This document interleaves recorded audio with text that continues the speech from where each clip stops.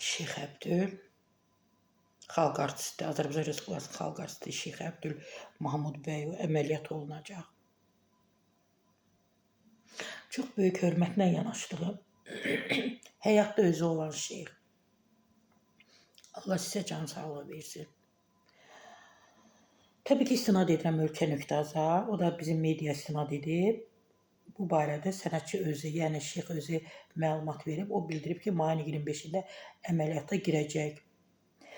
Və deyib ki, bizim Şeyx Əbdül deyib ki, xalq artistimiz ev şəraitində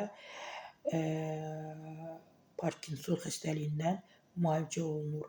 Artıq Azərbaycanda bir neçə sənət adamında bu xəstəlik var. Onlardan birisi də Allahverdi Yolçiyev. Allahverdi Yolçiyev də böyük aktyorumuz. O da əməliyyat olunub. Arada bir dedi ki, yaxşıyam, amma bu arada dedi ki, yox, yenə də səhhətimdə problemlər var. Allah sizə şəfa versin, şeyx. Ayaq üstə durun. Siz bizə lazımsınız. Gözəl fikirləriniz, açıq fikirləriniz, cəsarətli fikirləriniz həmişə olub, yenə də olsun.